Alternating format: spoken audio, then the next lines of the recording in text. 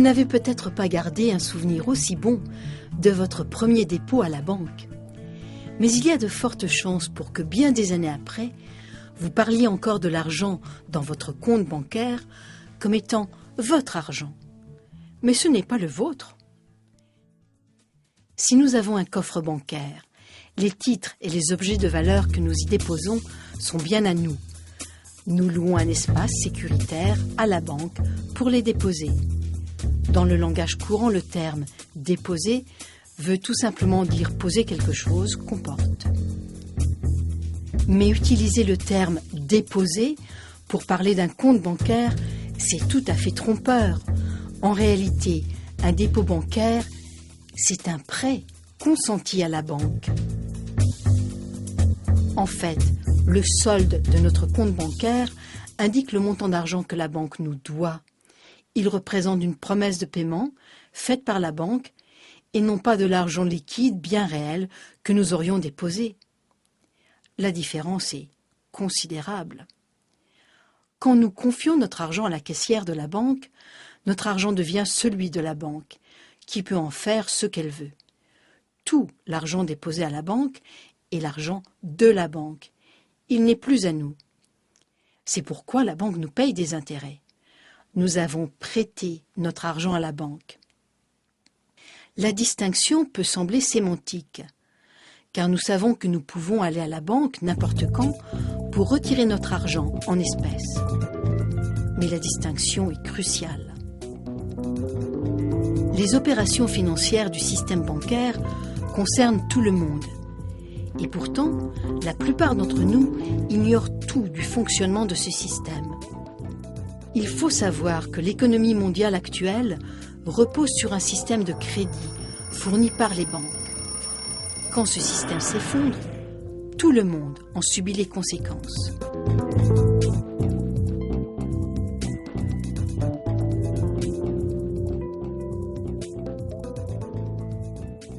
Le pire, c'est que les explications des spécialistes sur l'effondrement du système ne nous révèlent jamais les causes profondes du mal. Ils ne nous disent jamais que l'argent liquide ne représente que de 1 à 5% de l'argent en circulation et que tout le reste de l'argent a été créé en tant que principal de prêts bancaires pour lesquels la banque exige le remboursement du principal plus des intérêts. Avec ce processus, l'existence de l'argent dépend complètement de l'existence du crédit bancaire. Et dès le départ, le système est voué à la faillite, intentionnellement, car le total des débits est supérieur au total des crédits, dès la signature du premier prêt. Mais maintenant que le système bancaire mondial est à 2 pas de l'abîme, de plus en plus de gens se disent qu'ils ne peuvent plus ignorer la réalité actuelle. Beaucoup ont perdu leur maison et leur emploi, uniquement à cause du jeu intenable des prêteurs. Il est temps que nous comprenions le fonctionnement du système monétaire et surtout le besoin pressant de le modifier radicalement. Clarifier les termes utilisés par le système constitue la toute première étape. Maintenant que nous comprenons qu'un dépôt est en vérité un prêt consenti à la banque, la question suivante se pose. En quoi consiste un prêt consenti par la banque? Quand nous signons un accord de prêt, nous nous engageons auprès de la banque à payer le montant du prêt plus des intérêts. En retour, la banque crédite notre compte du montant de ce soi-disant prêt. Nous disons alors que la banque a versé l'argent du prêt à notre compte. Mais en réalité, la seule chose que la banque a faite, c'est de promettre de verser cet argent. Il y a simplement eu un échange de promesses. Aucune des parties n'a donné quoi que ce soit de concret à l'autre. Toutes les deux ont fait des reconnaissances de dettes équivalentes.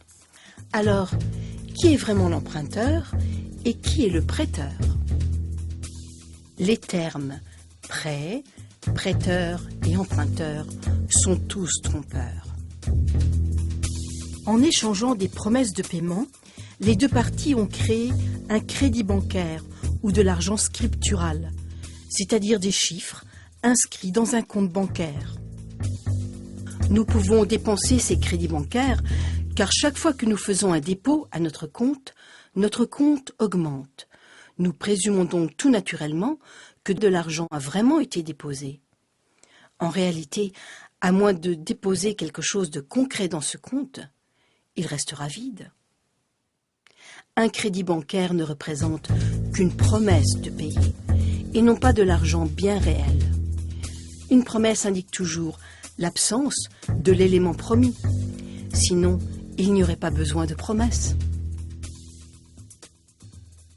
Alors, comme tous les comptes bancaires ne sont que des promesses de paiement, la banque et l'emprunteur échangent tout simplement des promesses. Du coup, avec quelques chiffres entrés sur un clavier, un solde positif apparaît dans le compte bancaire de l'emprunteur, sans que personne n'ait déposé le moindre argent réel dans ce compte. Vous savez maintenant ce qu'est vraiment un prêt bancaire.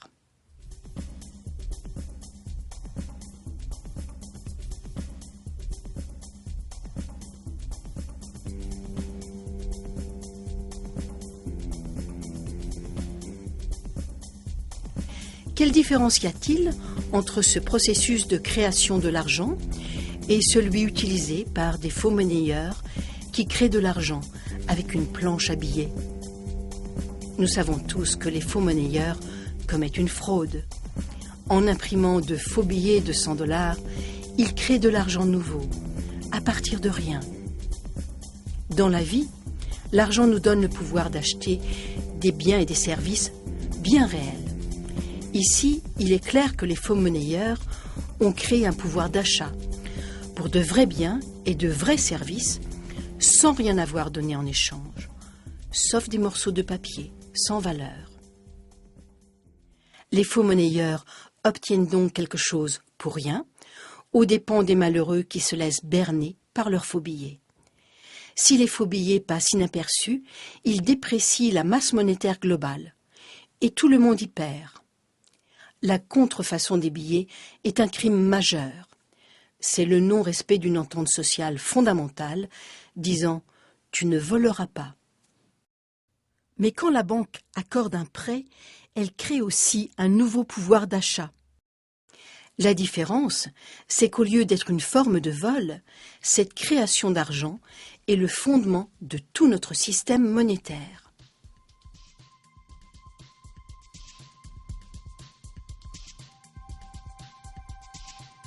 Alors comment se fait-il que la création de l'argent à partir de rien est un crime, dans le premier cas, mais qu'elle est une pratique commerciale standard par laquelle est créé presque tout l'argent du monde, dans l'autre cas? Pour répondre à cette question, il faut se pencher sur l'historique des lois qui régissent le commerce. Mais auparavant, essayons de comprendre la logique qui sous-tend tout le processus de prêt.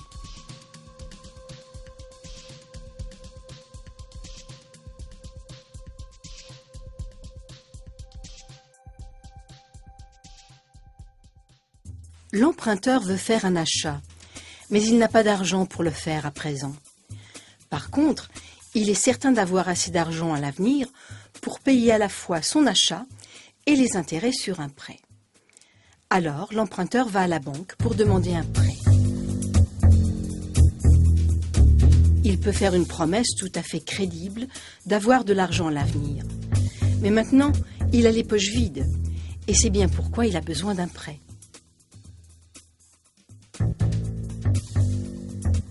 Nous savons tous ce qui se passe ensuite. La banque demande à l'emprunteur de signer un accord par lequel il s'engage à payer à la banque le montant du prêt plus les intérêts. En cas de défaut de paiement, l'emprunteur s'engage à céder à la banque ce qu'il a acheté avec le prêt. Chaque jour dans le monde, ce processus se répète un nombre infini de fois. Mais il pose un problème. Peut-il promettre en garantie quelque chose dont il n'est pas encore propriétaire? Si je veux vous emprunter 10 000 $ pour partir en croisière en Europe, est-ce que vous allez accepter l'auto de mon voisin comme garantie? Bien sûr que non. Vous savez parfaitement que je n'ai pas légalement le droit de vous donner l'auto de mon voisin. Mais si je promets d'acheter l'auto de mon voisin avec 10 000 $ que vous me prêtez, c'est différent. Vous risquez d'accepter de me prêter ces 10 000 $, pensant que je vais acheter l'auto et la donner en garantie du prêt une fois que j'en serai légalement propriétaire. Mais tant que la transaction n'est pas conclue, votre prêt de 10 000 $ ne peut pas être garanti par le titre de propriété de cette auto. Le problème posé par cette suite d'événements est facile à éviter. Vous pourriez acheter l'auto et puis me la vendre. La banque pourrait faire de même. Si l'emprunteur promet à la banque d'acheter quelque chose, pourquoi est-ce que la banque n'achète pas ce quelque chose avec son argent pour le revendre à l'emprunteur qui remboursera avec des intérêts? La réponse est simple. C'est parce que la banque, comme l'emprunteur, a les poches vides quand elle effectue la transaction. Le rôle de la banque lors d'un soi-disant accord de prêt, c'est de créer un compte pour l'emprunteur. En vérité, le soi-disant emprunteur a financé son propre compte en s'engageant frauduleusement à donner en garantie une auto qui n'est pas encore à lui. Et la banque, qui est le prétendu prêteur, n'a pas avancé d'argent. Si tout se passe bien, elle n'aura jamais à le faire.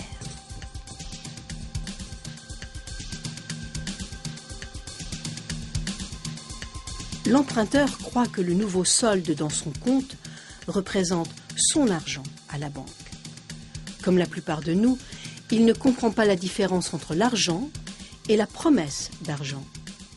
S'il peut faire son achat dans un cas comme dans l'autre, après tout, quelle importance? La question maintenant est donc de savoir si la vendeuse de l'item acceptera la promesse de paiement de la banque. Bien sûr, dans certains cas, celui ou celle qui vend voudra de l'argent en liquide, mais la vendeuse acceptera probablement un chèque ou un transfert électronique de la banque de l'acheteur. Pourquoi? Parce que la vendeuse sait par expérience qu'elle peut déposer ce chèque à sa banque et le solde de son compte augmentera en conséquence. Et ensuite,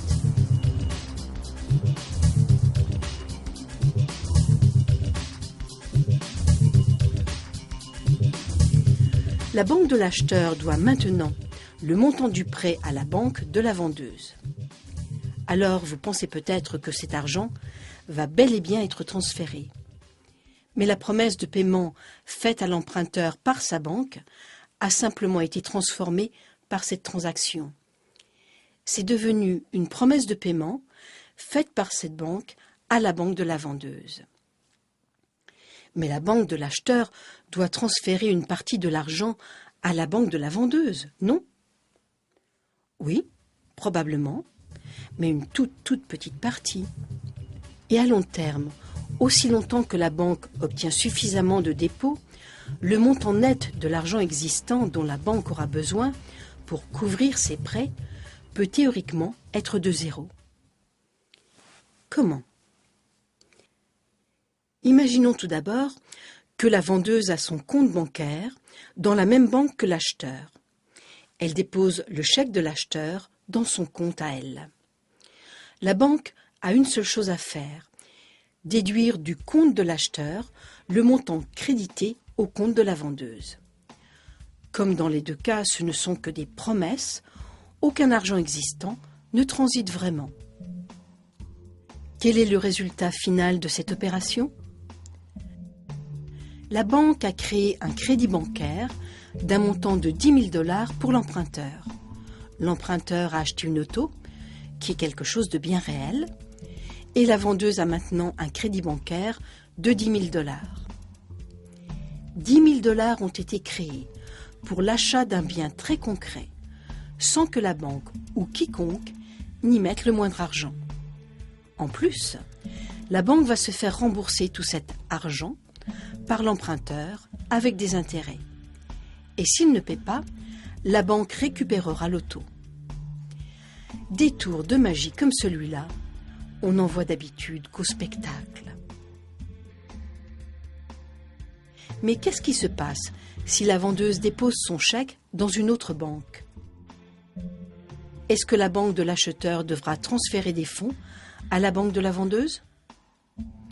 Peut-être, mais sans doute infiniment moins que le total du prêt, car le système bancaire fonctionne comme une seule banque. Pour bien le comprendre, ajoutons une autre transaction à ce scénario. Imaginons que le même jour, la banque de la vendeuse a consenti un prêt similaire à une vieille dame qui a acheté un méga système de cinéma à domicile. Le magasin d'électronique a déposé le chèque de cette dame à sa banque.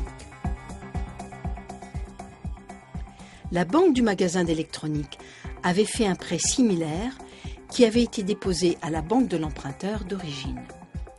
Une fois toutes les transactions réglées, les banques ne se doivent rien, ou s'il y a de petites différences, ce n'est qu'une infime partie du crédit total ainsi créé. C'est clair. Bien que les banques ne prêtent pas vraiment l'argent des déposants, contrairement à ce qu'on croit généralement, elles ont besoin de dépôts pour consentir des prêts. En effet, les banques ont besoin de faire rentrer des crédits provenant d'autres banques pour compenser les crédits qu'elles émettent à d'autres banques. Aussi longtemps qu'une banque parvient à équilibrer les rentrées et les sorties de crédit, elle peut consentir de nouveaux prêts et donc continuer à créer de l'argent. Aucun argent créé ne devra vraiment sortir de ses poches. La banque est libre d'investir ses propres fonds en obligations de société et en obligations d'État ou dans tout autre instrument financier autorisé par sa charte.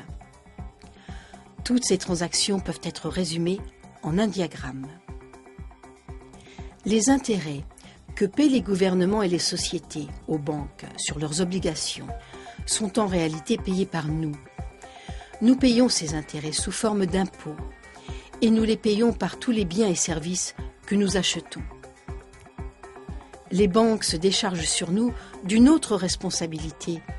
Si elles font faillite et si elles ne peuvent pas respecter leurs promesses de paiement, c'est nous qui payons les pots cassés. Mais vous vous demandez peut-être comment les banques peuvent faire faillite si elles ne doivent pas vraiment déposer des fonds lors de ces transactions. Comment peuvent-elles avoir quelque chose à perdre? La réponse est simple. La grande différence entre les banques et les faux monnayeurs, c'est que les banques ont légalement le droit de créer de l'argent, mais uniquement en respectant des règles de comptabilité bien précises. Une banque peut seulement créer de l'argent en inscrivant les remboursements et la garantie de l'emprunteur à la rubrique des actifs de la banque, du côté positif de ses livres bancaires, le tout étant compensé du côté négatif par le prêt ou par ce que le système bancaire appelle l'engagement créé par la banque. Si l'emprunteur ne fait pas ses remboursements, l'actif donné en garantie est saisi, puis vendu par la banque. Dans un marché en décroissance, quand les reprises de possession sont nombreuses, la nouvelle valeur de l'actif qui a diminué ne couvre pas le passif de la banque. La banque inscrit alors une perte dans ses livres. Quand les saisies bancaires, ventes forcées, se multiplient, par exemple à la suite de l'effondrement du marché de l'immobilier, une grande partie des garanties bancaires s'évapore et les banques essuient alors de très lourdes pertes. Mais en réalité, ce sont juste des chiffres, complètement immatériels. Pourtant, les banques doivent respecter les obligations que ces chiffres leur imposent. En cas de dérapage, les conséquences peuvent être terribles. Paralysie de l'économie, désintégration sociale, chaos financier, famine, émeutes et guerre.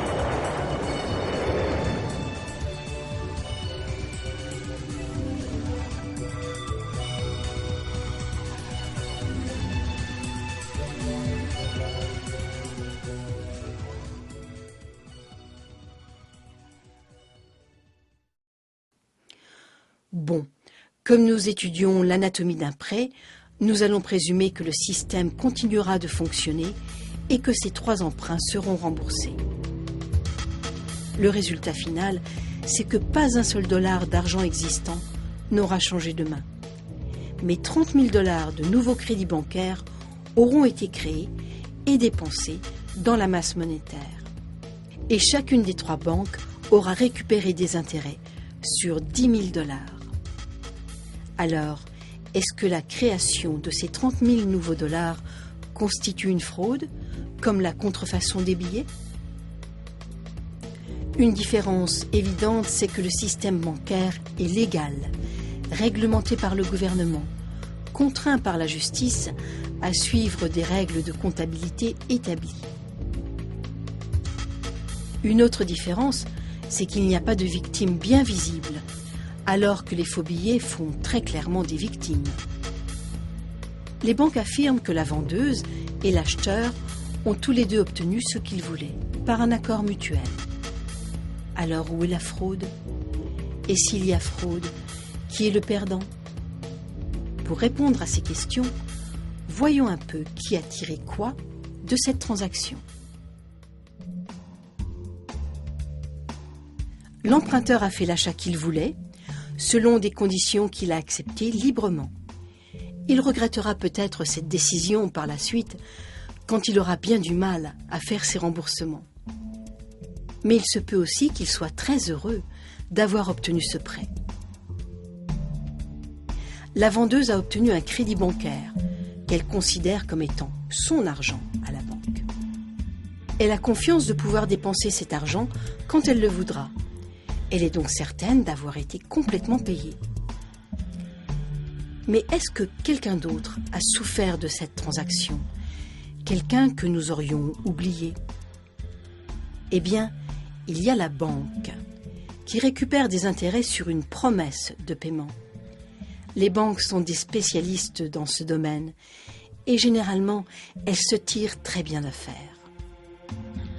Alors qui d'autre? Demandons-nous un peu d'où est venue cette auto. L'auto a été fabriquée à partir d'éléments bien concrets. Ressources naturelles, énergie et main-d'œuvre sont entrées dans sa fabrication. Alors pourquoi pas considérer qu'un des intéressés est la société dans son ensemble, ou même le monde réel, d'où viennent toutes ces ressources. N'oublions pas que l'argent créé par le nouveau crédit bancaire ne dort pas. Il est dépensé, mis en circulation dans le monde bien réel. Et c'est à ce monde bien concret que l'argent va, en fin de compte, en échange de l'auto.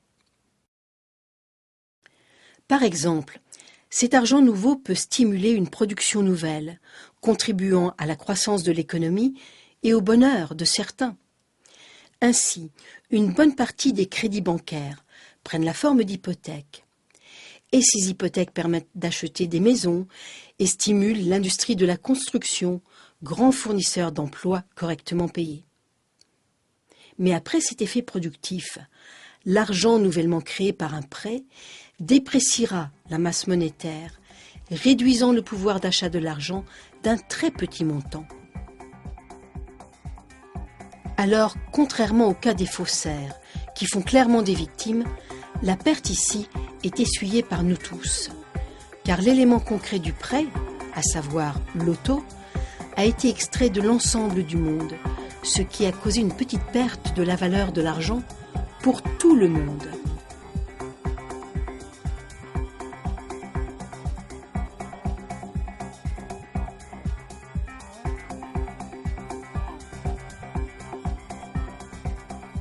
Poursuivons notre comparaison entre le crédit bancaire et la contrefaçon des billets.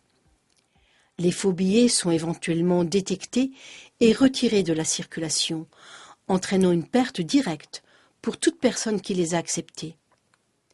Bien sûr, il est impossible de prédire quelle partie des faux billets sera repérée ou quand les faux billets seront éliminés de la circulation. Le crédit bancaire est lui aussi éliminé de la circulation, parce qu'à chaque paiement, une partie du principal est remboursée, donc éliminée. Presque tout l'argent actuel prend la forme de crédit bancaire. Par conséquent, presque tous les dollars qui passent sur nos comptes ont une date d'échéance. Un jour, Ils serviront au remboursement du principal sur un prêt bancaire et ils cesseront d'exister. En plus des paiements du principal, il y a les paiements d'intérêt qui constituent des revenus pour les banques. La plus grande partie de ces revenus sont recyclés dans l'économie sous forme d'intérêts payés aux déposants et de diverses dépenses des banques. C'est pourquoi il n'y a pas de perte évidente quand un crédit bancaire est éliminé de la circulation, alors que la perte résultant de l'action des faux monnayeurs est bien visible. Mais regardons de plus près. Une connaissance élémentaire de l'arithmétique suffit pour comprendre le pouvoir que confère le contrôle de la masse monétaire et pour saisir comment, avec le système actuel, la dette totale doit sans cesse augmenter. Faute de quoi, le système s'effondre. Chaque fois que le rythme de création de l'argent-dette perd du terrain sur le rythme de destruction de l'argent-dette, le total de l'argent en circulation diminue. C'est ce qu'on appelle la déflation, car la masse monétaire diminue comme un ballon qui se dégonfle. Il y a donc moins d'argent par rapport aux biens et aux services disponibles. Et comme il y a moins d'argent, le prix des biens et des services baisse. À première vue, on pourrait croire que ce serait une bonne chose. Et ça pourrait l'être, si l'argent n'était pas créé sous forme de dette, avec des intérêts. Pour toute personne qui n'est pas endettée, la déflation aurait pour résultat un dividende général, payé sur les biens et services de son choix. Ce serait un peu comme si cet argent venait d'actions que les gens auraient dans une compagnie prospère dont ils seraient les propriétaires et qui serait leur nation. Les gens n'auraient pas besoin de demander une hausse des salaires. Si la nation était plus productive et méritait une augmentation, tout le monde en profiterait automatiquement, car tout le monde pourrait acheter davantage avec son argent. Mais ce n'est pas du tout l'effet que produit la déflation dans un système où l'argent est créé sous forme de dette avec intérêt. Plus de 95% de tout l'argent actuellement en circulation prend la forme de dette envers les banques, c'est-à-dire de promesses de remboursement avec intérêt. Comme nous l'avons vu, le principal est créé lors de l'accord de prêt, mais pas l'intérêt. Comme un certain temps s'écoule entre la création du prêt et son remboursement, et que la plus grande partie des revenus d'intérêt est recyclée sous forme de dépenses de fonctionnement des banques, la plupart d'entre nous parviennent à faire leur remboursement aussi longtemps que la masse monétaire grossit.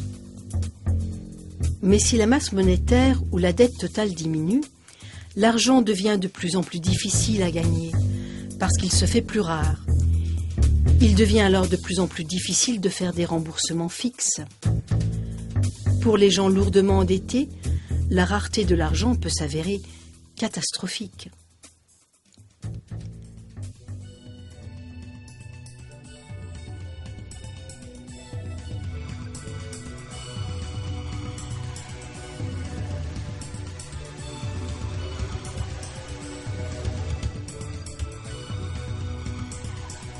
Les effets psychologiques de la chute des salaires et des prix accélèrent rapidement tout le processus, car les emprunteurs, y compris les grandes entreprises, n'ont plus confiance de pouvoir rembourser leurs prêts.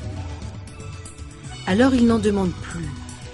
Et comme il n'y a plus création de nouveaux prêts pour remplacer les anciens, la pénurie d'argent s'aggrave, entraînant la disparition de nombreux emplois et la réduction du pouvoir d'achat. Ce phénomène a lieu même dans un contexte de ressources abondantes et de solides capacités de production. Cette redoutable spirale descendante rend inévitable les saisies bancaires massives. Les prix dégringolent car plus personne ne veut dépenser d'argent. Du coup, la valeur des garanties de prêt chute et les banques se retrouvent avec de lourdes pertes dues aux radiations de prêts. Certaines doivent fermer. Les consommateurs et les entrepreneurs ne font plus confiance au système. Bientôt, le malaise économique et social se fait grave.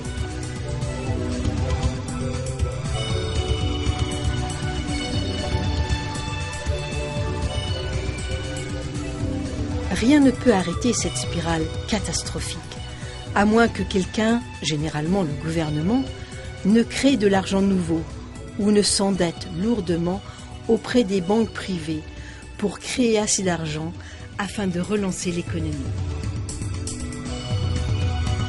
L'exemple le plus connu de ce scénario est le crash boursier de 1929. La crise a eu pour effet psychologique que les gens ont fait de moins en moins d'emprunts. Il y a donc eu de moins en moins d'argent créé. La Réserve fédérale américaine n'est pas intervenue alors pour lutter contre la déflation. En 1932, la masse monétaire était réduite d'un tiers. Des milliers de gens ont été expulsés de leur maison, car l'argent requis pour rembourser leur hypothèque avait tout simplement cessé d'exister. Et puis, en 1932, Franklin Roosevelt est devenu président des États-Unis. Avec sa nouvelle donne, ou New Deal, Roosevelt a relancé l'économie en rétablissant la masse monétaire.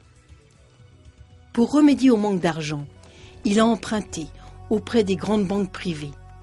Dans les usines, le travail a repris. Mais il a fallu attendre la Deuxième Guerre mondiale pour qu'il y ait de nouveau abondance d'emplois et d'argent. C'est grâce à tout l'argent investi dans l'effort de guerre que la grande crise a pris fin. Mais la guerre a aussi causé 50 millions de morts et a mené à une nouvelle hostilité dans les rapports de pouvoir mondial, avec une course aux armements, un gonflement de la dette et des mutations sociales et technologiques radicales.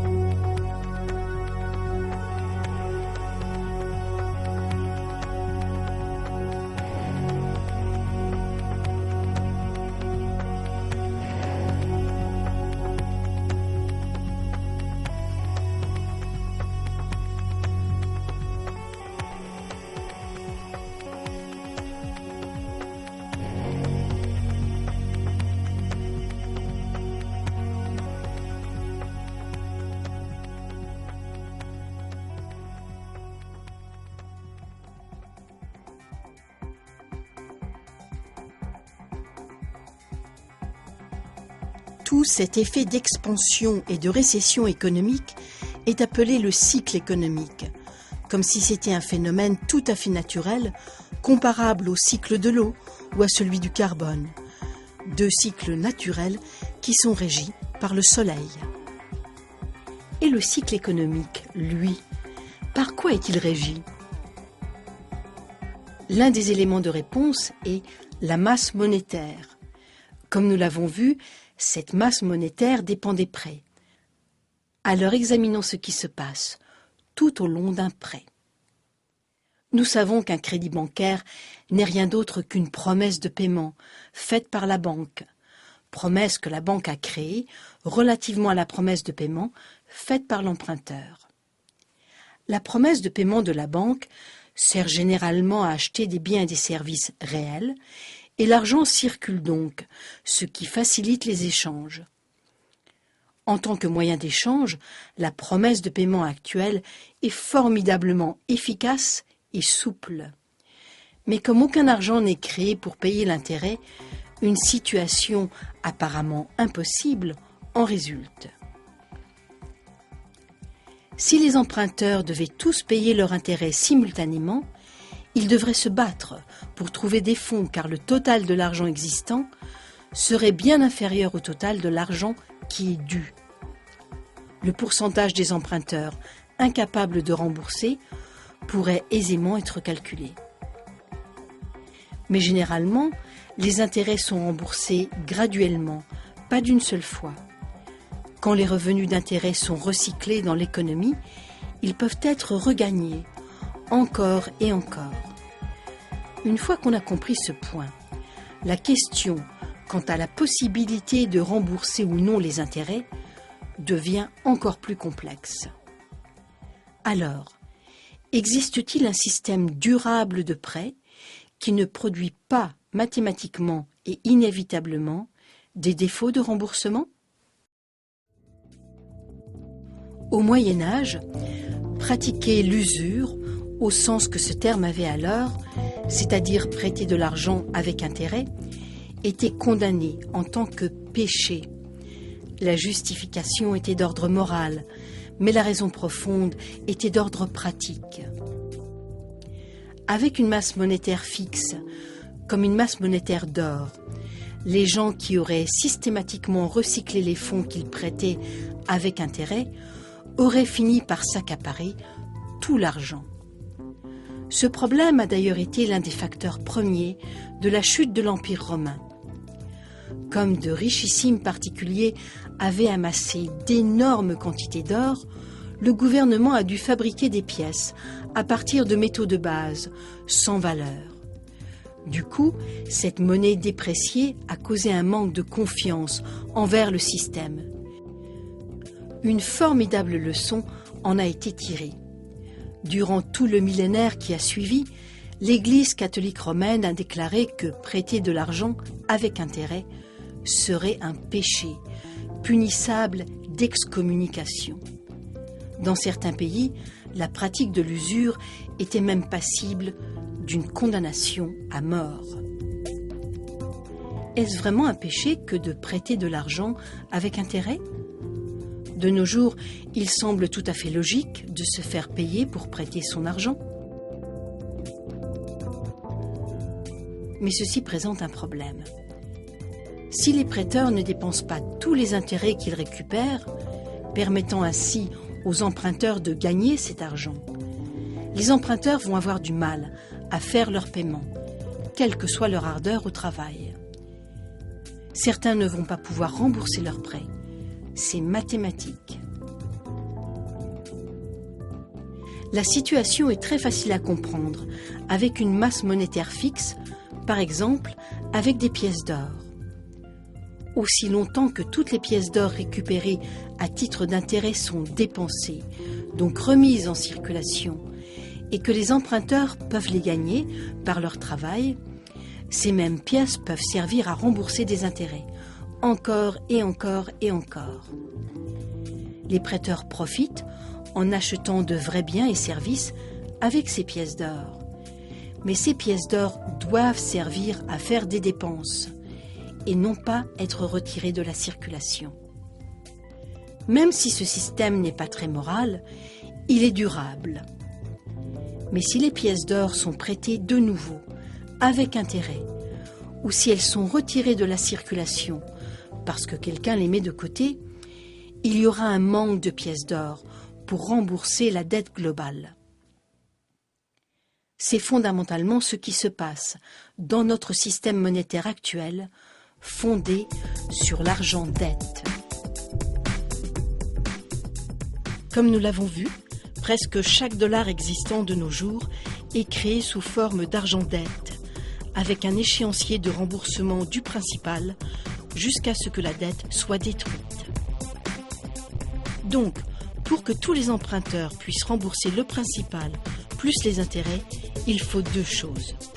Premièrement, chaque dollar créé en tant que principal doit être dépensé, pour pouvoir être regagné par l'emprunteur afin que celui-ci puisse rembourser le principal qui permettra de détruire chacun des dollars dettes.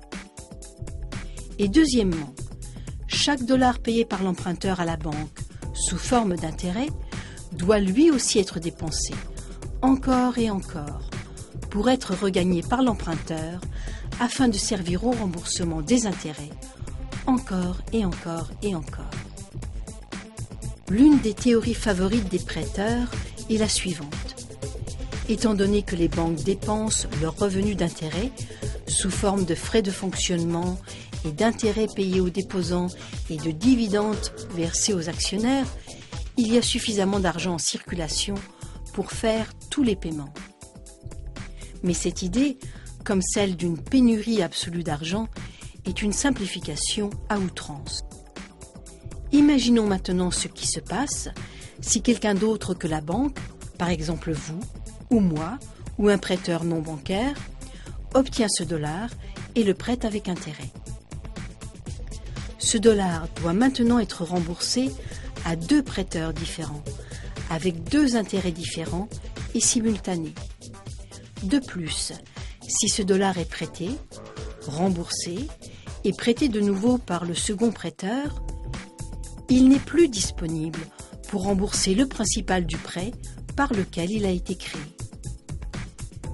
Alors, est-ce que nous pouvons emprunter à Pierre pour payer Paul et emprunter à Paul pour payer Pierre? C'est là que la problématique devient vraiment intéressante. Oui, c'est possible. Mais chaque fois que nous le faisons, de nouveaux intérêts viennent s'ajouter, qui doivent eux aussi être remboursés. Si tous les intérêts cumulés peuvent être gagnés, tous les remboursements peuvent être faits. C'est à partir de cette hypothèse que de nombreux défenseurs du système actuel affirment qu'il ne peut jamais y avoir pénurie d'argent et que tous les remboursements peuvent être faits. Mais cette assurance semble trompeuse. Par exemple, si le second prêteur accapare une partie de l'argent requis pour détruire le prêt qui a servi à créer l'argent au tout début, le prêt d'origine ne peut pas être complètement remboursé. La différence devra être empruntée, encore et encore, chaque fois avec des intérêts. Chaque différence sera cumulative et s'ajoutera à une dette totale sans cesse grandissante, qui ne pourra jamais être complètement remboursée.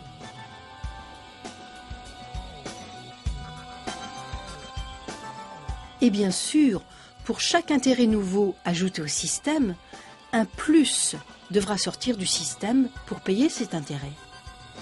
Tout le monde est touché, les gouvernements, les producteurs et les consommateurs. Pour ce plus, les producteurs doivent augmenter leurs prix ou faire davantage de ventes.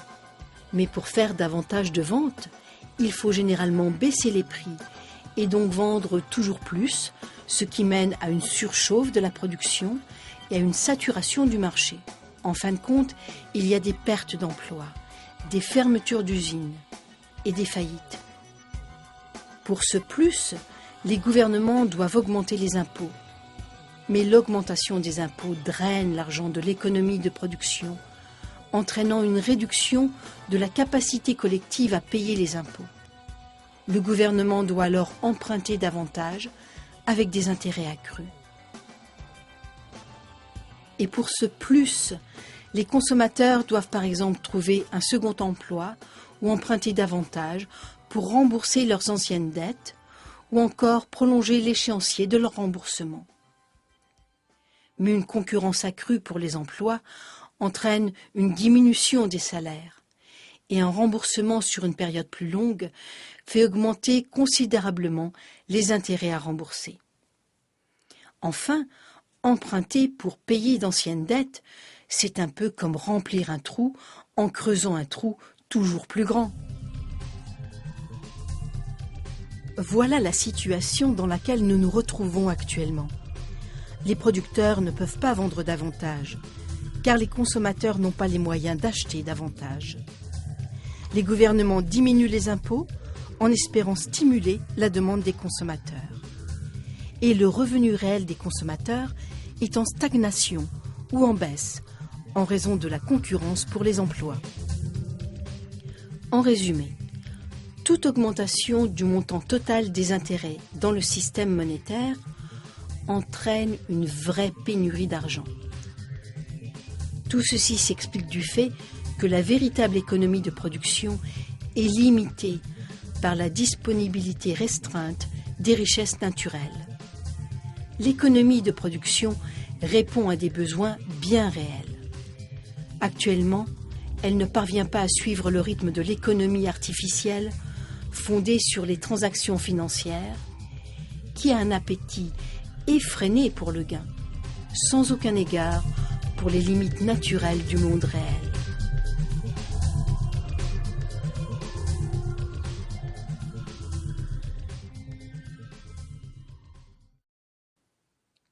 La théorie selon laquelle il y aura toujours assez d'argent pour payer tous les intérêts est séduisante. Mais pour être vraie, elle devrait être vraie à 100%. Or, c'est impossible.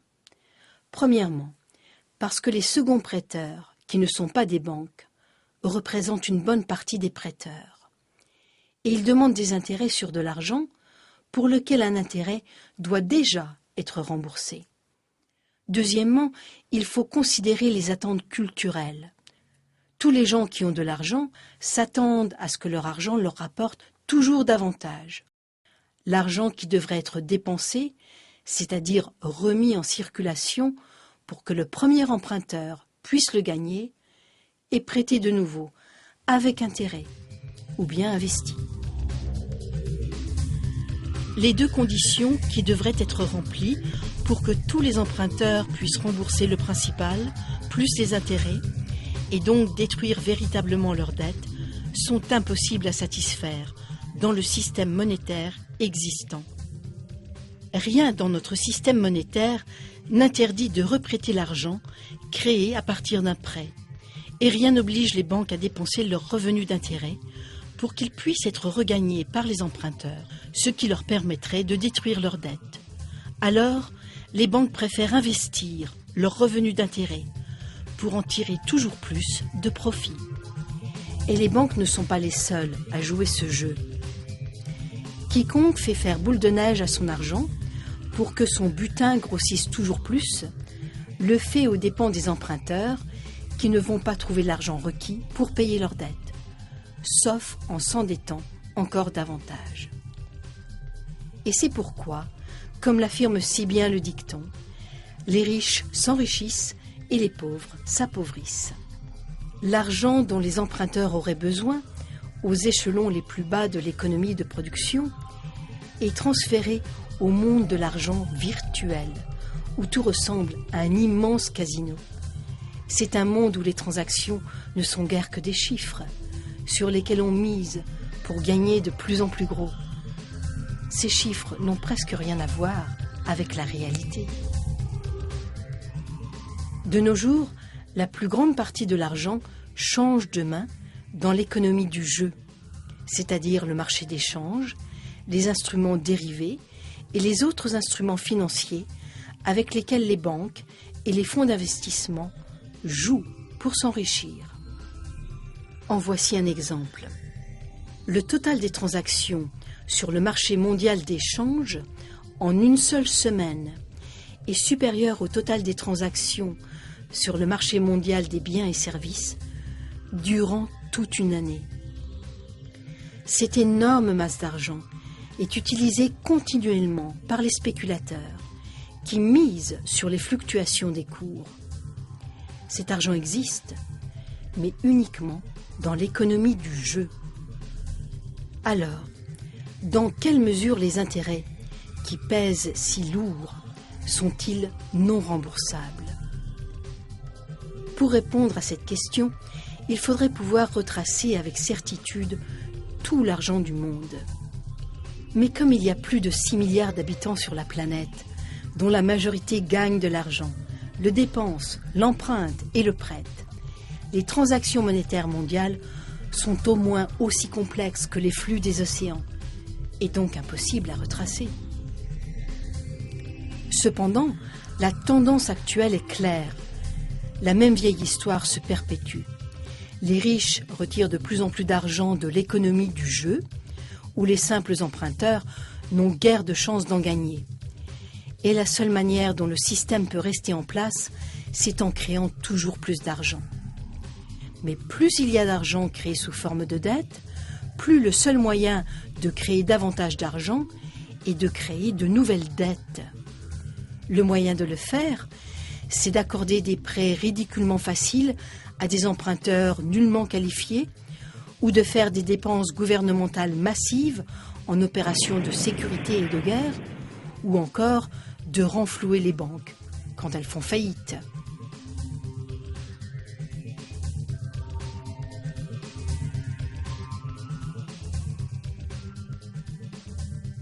Voyons maintenant comment le cycle d'un prêt joue sur le phénomène des expansions et des récessions économiques, c'est-à-dire sur le cycle économique.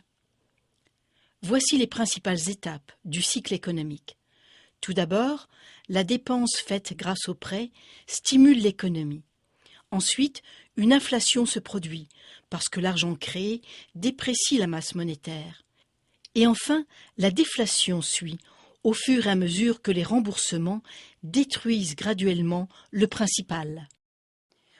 Aussi longtemps que tous les cycles de prêts individuels ne se chevauchent pas, ces cycles peuvent produire un effet de plat. Ils peuvent créer une masse monétaire relativement stable et donc des prix relativement stables eux aussi. Mais il faut alors une croissance continue de la masse monétaire, au moins en partie, parce que l'argent requis pour payer les intérêts n'a jamais vraiment été créé. C'est le modèle sur lequel repose notre économie actuelle. L'art de gérer l'économie, étroitement défini comme l'art de parvenir à la stabilité des prix, consiste à éviter les spirales déflationnistes et à maintenir l'inflation à un niveau tel que le système ne craque pas. Si on examine le pouvoir d'achat du dollar américain en biens réels, au cours du siècle dernier, on voit immédiatement ce qu'est la soi-disant stabilité des prix. Le dollar a clairement perdu presque toute sa valeur, soit 96%, et il continue de perdre le reste très très vite. Alors il n'y a pas eu de stabilité des prix. Nul besoin d'avoir fait des études supérieures en psychologie pour comprendre comment le comportement humain influe sur ce cycle de prêts individuels menant au cycle économique collectif. Si un entrepreneur voit des possibilités d'investir et réussit bien en empruntant, d'autres feront confiance au système et voudront suivre son exemple. Et tout effet psychologique mis à part, si une entreprise prend de l'expansion en empruntant de l'argent, ses fournisseurs et ses distributeurs devront fort probablement emprunter eux aussi, sans quoi ils risqueront de perdre cette entreprise comme client. Le même effet de troupeau se produit quand le scénario est sombre, c'est-à-dire en période de contraction du crédit. C'est alors que les cycles de prêts individuels ont une tendance à s'aligner, plutôt qu'à être répartis au hasard. Et quand les cycles de prêts individuels s'alignent, le cycle à grande échelle, c'est-à-dire le cycle économique, émerge en raison de leurs effets cumulatifs. Alors résumons. À la suite de l'échange de promesses faites entre la banque et l'emprunteur, la société subit une inflation chronique et dépend des banques pour un apport grandissant d'argent afin de payer des intérêts qui deviennent impossibles à rembourser. Le résultat est un cercle vicieux d'accélération de la dette et de dépréciation de l'argent, menant à l'effondrement déflationniste de l'économie, suivi du chaos social ou de la guerre. Cette situation catastrophique s'étend à toute la société, causant partout des dommages. Au fond, nous sommes intoxiqués, mais pas à l'héroïne, au crédit. Pourtant, un jour viendra où notre capacité collective à emprunter et à rembourser tout ce crédit s'épuisera. C'est pourquoi le besoin existe de provoquer une expansion constante du crédit dans de nouveaux marchés. c'est-à-dire d'amener les gens partout ailleurs dans le monde à s'endetter toujours davantage. Aux États-Unis, en raison de cette expansion constante, le montant total de la dette pour 2008 a dépassé les 53 trillions de dollars, soit 5 fois le total des revenus annuels du pays tout entier. L'ensemble de la population est-elle satisfaite du système? Probablement pas, mais l'ensemble de la population n'a qu'une idée très vague des raisons du problème, c'est-à-dire du système hermétique de contrefaçon de l'argent et du pouvoir caché qu'exerce le système financier. Et les banques, comment s'en tirent-elles? Eh bien, en ayant seulement une toute petite fraction de l'argent qu'elles prêtent, les banques obtiennent des revenus d'intérêt massifs sur les prêts aux consommateurs et sur les hypothèques. De plus, en se servant de leur pouvoir de crédit pour acquérir de vastes portefeuilles d'actions de l'État et de sociétés, les banques s'approprient le contrôle du gouvernement et de l'industrie. Et enfin, en raison des inévitables défauts de paiement et saisies bancaires, les banques récupèrent des titres de propriété partout dans le monde. Enfin, quand tout va vraiment mal, c'est-à-dire quand les emprunteurs sont massivement incapables de rembourser leurs prêts et que les banques essuient d'énormes pertes, le gouvernement doit renflouer les banques avec des milliards de dollars pour sauver le système financier. Et qui finance tous ces renflouements? Vous l'avez deviné, les contribuables. C'est un exploit étonnant de la part des banques, d'autant plus que la majorité de leurs victimes n'en ont aucune connaissance. Si vous vous dites « il devrait y avoir une loi », eh bien, il y en a une. En fait, il y a tout un ensemble de lois qui rendent ces opérations parfaitement légales. Mais comment se fait-il qu'un système pareil soit devenu légal? Pour répondre à la question, il faut remonter au milieu du XVIIe siècle en Angleterre.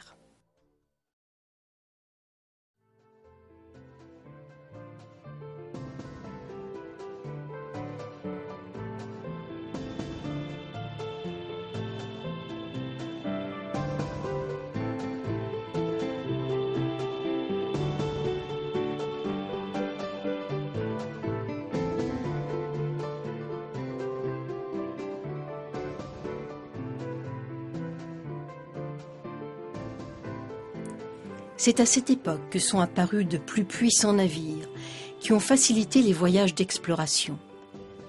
Le commerce a pris une expansion rapide.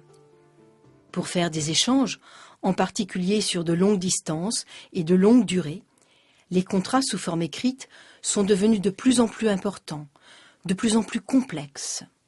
Longtemps en Angleterre, le droit commun avait stipulé que tout contrat devait porter sur l'échange de biens réels, c'est-à-dire sur le transfert de biens ou de services ou encore de droits de propriété.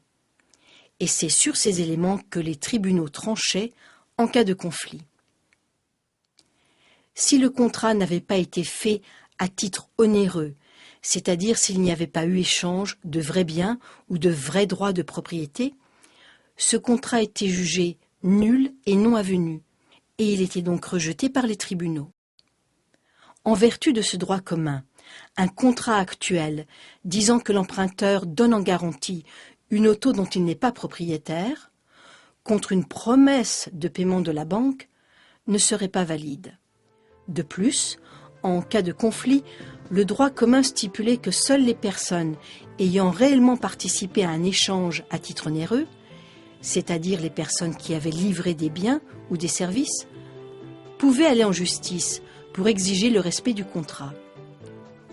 Ce droit n'était pas transférable à une tierce partie. Quand les négociants partaient eux-mêmes en expédition autrefois pour vendre des marchandises, ils achetaient ces marchandises dans leur pays avec la monnaie locale. Puis ils vendaient dans des pays étrangers en monnaie étrangère. Ensuite, ils revenaient dans leur pays avec des marchandises de l'étranger qu'ils avaient achetées en monnaie étrangère. Et une fois de retour, ils les vendaient en monnaie locale. Mais comme le commerce devenait florissant et complexe, les négociants ont préféré rester dans leur pays et ils ont tout simplement affrété des navires. Ils pouvaient ainsi importer des marchandises de pays autres que celui où ils avaient exporté. Mais un problème est apparu alors. Les marchandises exportées avaient été payées à l'étranger, en monnaie étrangère, qui devait être dépensée ailleurs. Or, transporter cet argent liquide, c'était s'exposer au vol, et surtout à une perte partielle dans la conversion des devises. La solution a été de créer des lettres de change. Par une lettre de change, le payeur donnait ordre au destinataire de payer au bénéficiaire la somme indiquée. La signature authentifiait le contrat et seuls les participants à la transaction pouvaient aller en justice en cas de conflit sur une lettre de change. Ces lettres étaient donc sans valeur pour un voleur ou pour une tierce partie. Vous l'avez deviné, les lettres de change étaient les précurseurs des chèques. Je sous-signais, le payeur, enjoint à ma banque, c'est-à-dire au destinataire, de payer le bénéficiaire, c'est-à-dire la personne nommée sur le chèque, la somme d'argent indiquée. Elle servait à ordonner un paiement en liquide dans une région ou dans une contrée éloignée. Mais très vite, les commerçants ont voulu plus. Ils ont voulu que les lettres de change permettent de rapprocher les paiements parmi de nombreux marchands, dans de nombreux pays. Pour cela, il fallait que les lettres de change soient transférables et exigibles par de tierces parties. Comme nous allons le voir, c'est alors que le fondement du système bancaire actuel est devenu légitime. Jusqu'alors, en vertu du droit commun, une tierce partie qui avait acheté honnêtement une lettre de change transférée plusieurs fois n'avait pas le droit d'aller en justice pour obtenir un paiement. Les lettres de change de tierces parties posaient donc des risques inacceptables. Pour que les lettres de change deviennent un moyen pratique et garanti de paiement pour une tierce partie, c'est-à-dire l'équivalent d'argent liquide, il fallait modifier le droit commun.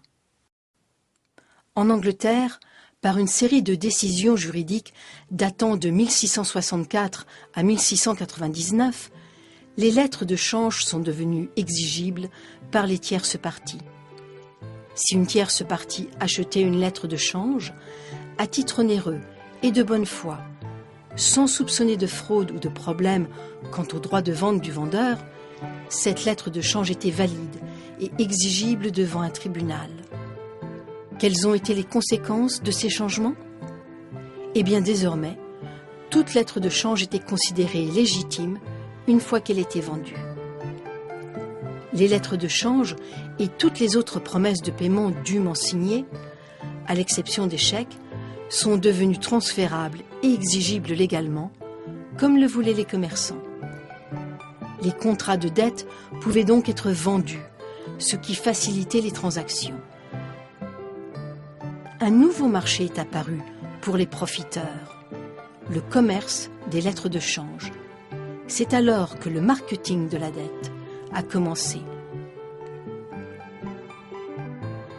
De plus, il est devenu possible de tromper quelqu'un ou de le forcer à signer une promesse exigible de paiement, puis de vendre cette promesse à une tierce partie, à titre onéreux et de bonne foi, promesse alors exigible en justice contre le signataire. Ce point est devenu l'une des règles fondamentales du Code commercial uniforme qui régit le commerce aux États-Unis et par extension dans la plus grande partie du monde.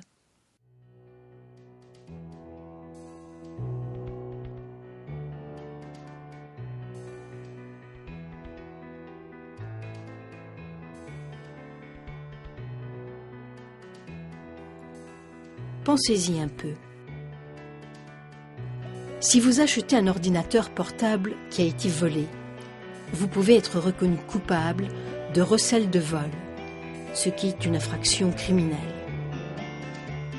Peu importe si vous avez payé cet ordinateur sans savoir qu'il avait été volé, le tribunal le rendra à son propriétaire légitime. Et vous, innocent ou pas, vous perdrez votre argent et vous pourrez être accusé d'un crime. Mais si vous achetez un accord de prêt à une banque, à titre onéreux et de bonne foi, peu importe que ce contrat résulte de manœuvres frauduleuses, en vertu des lois commerciales, le signataire devra payer et un tribunal veillera à faire respecter cette obligation. De nos jours, les contrats de dette prennent de multiples formes, dont les plus connus sont les prêts et les hypothèques. Notons en passant que c'est à l'époque de tous ces changements de loi que la toute nouvelle Banque d'Angleterre a été fondée, première banque autorisée par l'État à créer de l'argent à partir de rien. Les nouvelles lois arrivaient à point. Elles permettaient à cette nouvelle banque de faire valoir ses contrats sans valeur, signés par les soi-disant emprunteurs.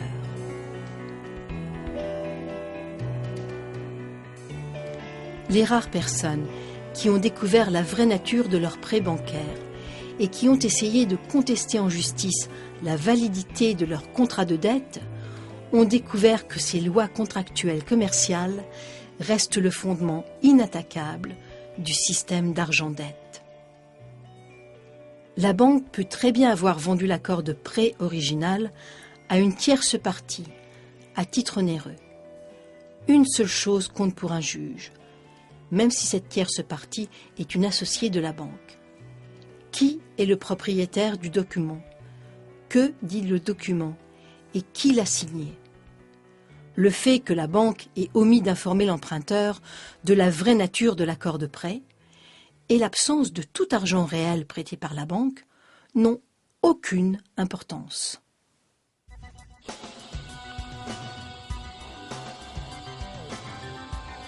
En conclusion, il semble bien que le système bancaire contemporain repose sur plusieurs infractions au droit commun et au simple bon sens. La première, c'est celle qui est commise par l'emprunteur quand il s'engage à donner en garantie un bien dont il n'est pas encore propriétaire. La banque est complice car elle accepte cette promesse frauduleuse comme garantie du crédit qu'elle va créer. La seconde, c'est l'omission par la banque de divulguer la vraie nature du contrat. La banque dit qu'il s'agit d'un prêt, faisant croire à l'emprunteur qu'elle lui prête de l'argent réellement existant. Mais la banque sait bien qu'elle émet uniquement une nouvelle promesse de paiement, une promesse que la banque n'aura probablement jamais à tenir.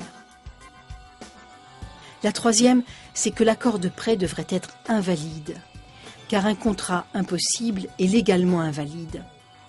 La banque crée un contrat impossible car les conditions exigées pour que les emprunteurs puissent rembourser le principal plus les intérêts ne sont pas remplies. À moins que le système n'exige le recyclage à 100% du principal et des intérêts, ce qu'il ne fait aucunement, certains emprunteurs ne pourront pas rembourser et perdront donc leur garantie à cause de la pénurie systématique d'argent. La quatrième infraction, c'est la violation de la loi naturelle par la loi des contrats, qui confère automatiquement le titre légitime d'un contrat à une tierce partie quand ce contrat a été cédé à titre onéreux. Il y a infraction au principe selon lequel on ne peut pas céder un titre qu'on n'a pas. Mais la fraude la plus vaste, c'est que la plupart des gens qui travaillent pour produire les vraies richesses du monde sont lourdement endettés et risquent de tout perdre, au profit des banquiers qui fabriquent de l'argent à partir de simples promesses de paiement. En fin de compte, nous sommes prisonniers d'une économie qui doit prendre de l'expansion de plus en plus vite pour suivre la croissance effrénée de la masse monétaire, faute de quoi tout le système s'effondre. Le système monétaire actuel refuse de reconnaître que l'économie réelle est limitée par les richesses naturelles limitées de notre planète et par notre capacité limitée à gérer les déchets.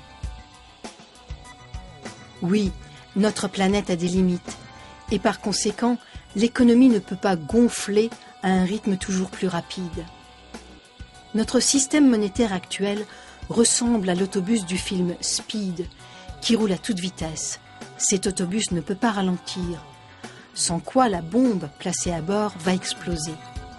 Mais pour nous, la situation est pire encore, car le taux de création de la dette doit s'accélérer sans fin. Sinon, c'est le crash de l'économie tout entière. La notion la plus mensongère de l'économie contemporaine, c'est qu'une croissance infinie, toujours en accélération, est possible. C'est une illusion, créée de toutes pièces par la course au profit.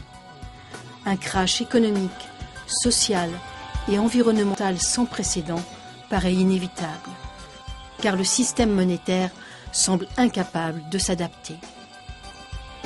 Rien d'étonnant alors que les réformateurs du système monétaire, partout dans le monde, affirment que ce système tout entier doit être complètement repensé à partir de zéro.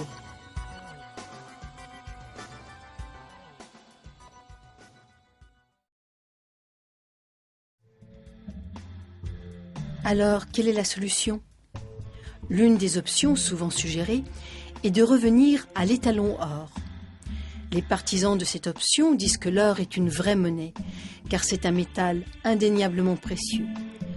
Pour eux, la valeur de la monnaie devrait reposer sur la rareté de son standard de référence. En règle générale, les défenseurs de cette position croient aussi que l'argent devrait être indépendant de tout gouvernement. Une autre école, diamétralement opposée, croit que la création de l'argent devrait être la prérogative exclusive du gouvernement, qui représente tous les citoyens, et qui devrait créer et dépenser l'argent dans l'intérêt public. Ayant repris le pouvoir de créer de l'argent, rien qu'à partir de ses dépenses, le gouvernement n'aurait plus jamais besoin de s'endetter ou de payer des intérêts. Bien sûr, si le gouvernement dépensait sans compter, la monnaie perdrait toute sa valeur. Pour empêcher l'inflation, l'argent créé devrait être détruit, lui aussi. Ceci pourrait se faire au moyen de multiples formes d'impôts, de redevances et de frais modérateurs. Les dépenses engagées par le gouvernement et les impôts recueillis par lui seraient alors interreliés et égaux, parfaitement équilibrés. L'objectif des impôts serait de stabiliser les prix, étant donné que le gouvernement n'aurait plus besoin de revenus d'impôts pour fonctionner. Au fil des siècles, le système monétaire, fondé sur l'or, et divers systèmes de crédit monétaire gouvernemental ont été utilisés. Mais le système fondé sur l'or a toujours dominé, jusqu'au XXe siècle. Chacun des autres systèmes fonctionnait bien, dans son pays respectif, car l'argent était accepté pour le paiement des impôts. Mais jusqu'à l'invention des moyens modernes d'échange, le commerce international devait se faire en fonction de l'or. Ajoutons à cela que depuis des millénaires, l'or nous fascine. Longtemps, nous avons été habitués à croire que la valeur de la monnaie devait reposer sur la valeur d'une vraie richesse, monnayable, par exemple des pièces d'or. Mais ce n'est pas le seul concept qu'on devrait se faire de l'argent. En tout cas, plus à notre époque, de l'argent dette. Fondamentalement, l'argent est tout simplement une idée, inventée par les humains pour passer d'une économie de subsistance à une économie complexe. C'est l'apparition de l'argent qui a rendu possible la spécialisation du travail et l'échange indirect des biens et des services. L'évolution de la monnaie a été longue, commençant par le simple troc et l'échange de marchandises, puis passant à l'échange de pièces, de promesses de métals précieux, de promesses de billets, et maintenant de promesses numériques de payer des promesses numériques. Mais tout au long de cette évolution, l'objectif a été de donner plus de souplesse au système, grâce à des promesses pratiques et sûres de paiement. Le problème avec les promesses de paiement, c'est qu'elles offrent d'immenses possibilités de tricher, de créer beaucoup plus de promesses qu'il n'y a de biens réels pour les garantir. Alors, est-ce qu'il existe un moyen de rendre l'échange d'argent réel aussi pratique et sûr que l'échange de promesses de paiement? Oui, c'est maintenant possible, avec la monnaie numérique, pratique et sûre, rendue possible par les nouvelles technologies de cryptage. Voilà comment marche le système. Imaginez que vous prenez le numéro de série d'un billet et que vous faites disparaître le support papier du billet. Qu'est-ce qui vous reste? Un dollar numérique qui peut être transféré électroniquement partout dans le monde, aussi facilement et aussi sûrement qu'une promesse de paiement. La différence qui est monumentale, c'est que ce dollar électronique est pareil à une pièce de métal. Il ne peut jamais être simultanément dans deux endroits différents.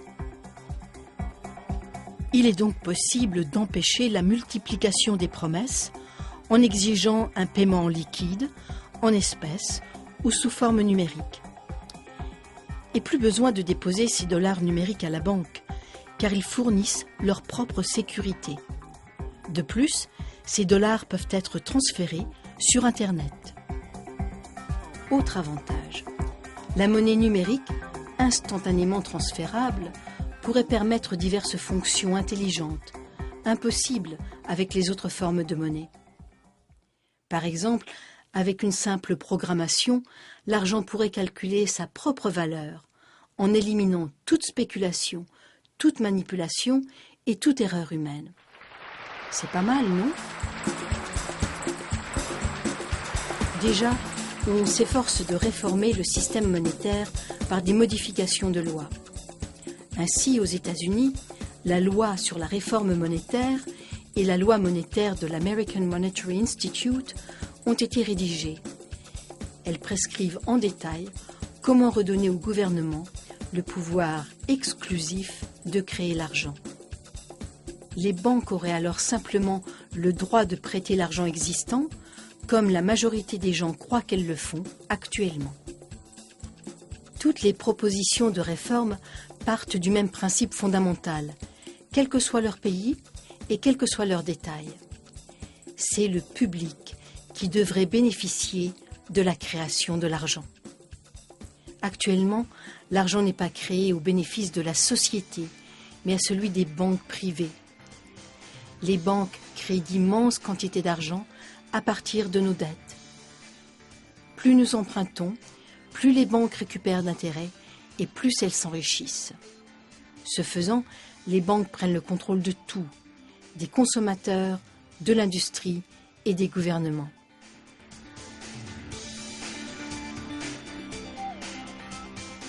Comme nous l'avons vu, une surabondance d'argent mène trop souvent à des bulles spéculatives qui enrichissent les initiés. Mais ces bulles crèvent, inévitablement, sous la pression énorme de la demande d'intérêt toujours croissante. Les perdants sont nombreux, et parmi eux, il y a les gouvernements. Sous le fardeau de dettes considérables, mais avec des revenus moindres, les gouvernements sont obligés d'ajouter des trillions à leurs dettes pour sauver les banques qui ont causé le problème. Autrement, tout le système monétaire s'effondrerait. La situation est absurde, tragique, surtout quand on sait que le gouvernement pourrait créer lui-même l'argent et le dépenser, sans intérêt, en infrastructures, en éducation ou en soins de santé universels. La plus grande partie de cet argent entrerait dans l'économie sous forme de salaire et circulerait à tous les niveaux de la société pour le bien de tous. L'abondance de ce type d'argent redonnerait vigueur à l'économie de production. Et les économies des particuliers pourraient financer des prêts bien réels et honnêtes d'argent existant. Fondamentalement, la monnaie est un moyen d'échanger des valeurs réelles. Sans valeur réelle, l'argent n'est rien. Nous le savons maintenant. C'est le monde bien réel qui consent un prêt, pas la banque. La vraie source des richesses mondiales, c'est nous et les ressources naturelles de notre planète. La création de l'argent et les bénéfices à en retirer devraient donc être l'apanage du public et non pas des banquiers privés. Et les intérêts ? Comme nous l'avons vu, les intérêts posent un problème mathématique qui peut être résolu de 3 manières. Premièrement, par des défauts de paiement et des saisies bancaires. Deuxièmement, par une croissance perpétuelle de la masse monétaire. Ou troisièmement, et c'est la solution de loin préférable, par un recyclage à 100% de l'intérêt sous forme de dépenses. Mais pour parvenir à ce recyclage complet, il faudrait nationaliser toute l'industrie bancaire dans l'intérêt du public.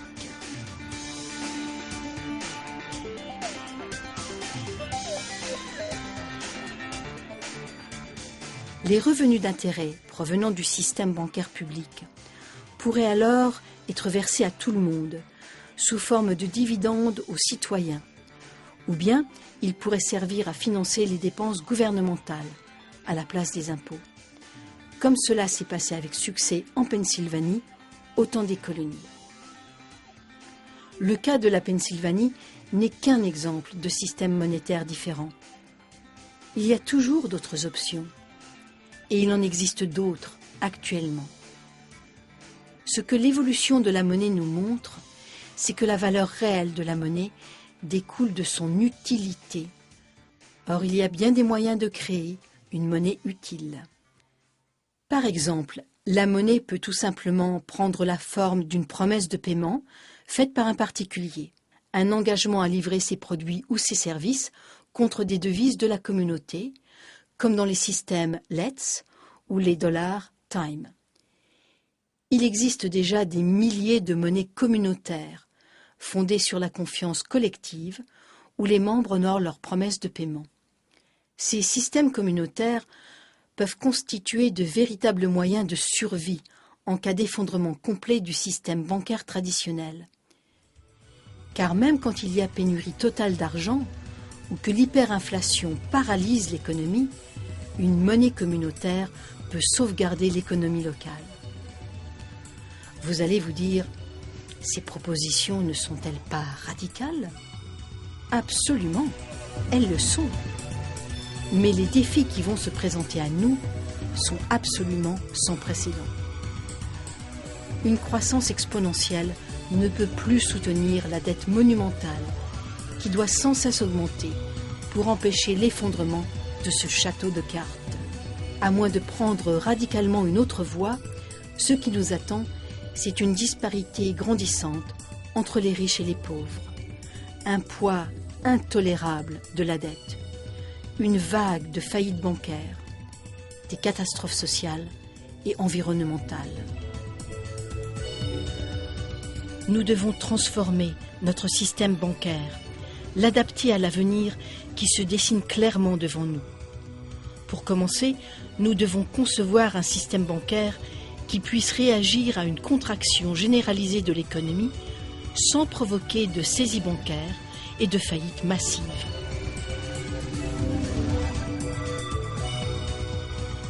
Alors, que pouvez-vous faire ? Actuellement, partout dans le monde, des gens et des organismes comprennent les problèmes et les injustices causées par notre système monétaire. Vous pouvez vous joindre à leurs efforts pour apporter les changements fondamentaux dont notre monde a besoin. Parlez à vos amis. Une crise financière, c'est le moment de tirer des leçons. Quand le gouvernement doit renflouer les banques, qui lui prêtaient de l'argent auparavant, les contradictions, les fraudes et les failles du système deviennent claires pour tous. Les solutions deviennent claires, elles aussi. Il suffit d'ouvrir les yeux.